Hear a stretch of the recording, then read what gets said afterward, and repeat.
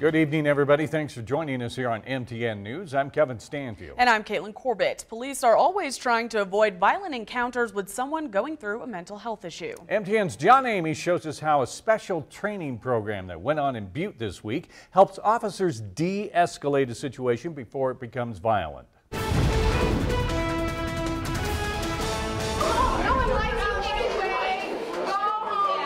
Police often respond to scenes that are out of control. This is why they train to end conflict peacefully before it escalates into violence. Drop the gun! Push the gun away from you. Law enforcement in Butte went through a week-long crisis intervention team, or CIT training, which teaches officers how to deal with someone going through a crisis situation. And that ranges from somebody who has been diagnosed as bipolar, paranoid schizophrenic, things of that nature, to just having a bad day, lost their job, and they've been put into crisis.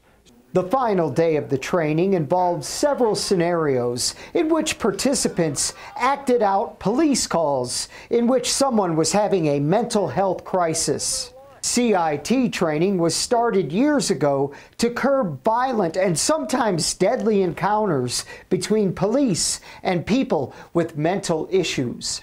In 1989, when I started, things were a little different. If we responded to certain situations, the idea was to grab the person and restrain them as quickly as possible, and then kind of work through the situation to see why they were doing whatever it was they were doing. For the past 5 years, Butte police have held this training to learn how to communicate with someone in distress and resolve a situation without violence. So we're to the point after 5 academies that about 99% of our department's gone through this training. They call this scenario the train wreck, and it is quite a train wreck.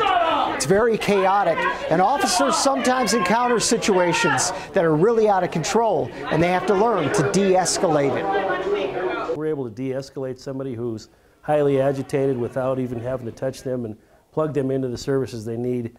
We're that much farther ahead. They're not at risk, we're not at risk, and we're not housing them in the jail when they really don't belong there. Keeping the peace. In Butte, John Amy, MTN News. That training also included detention officers, dispatchers, and mental health professionals.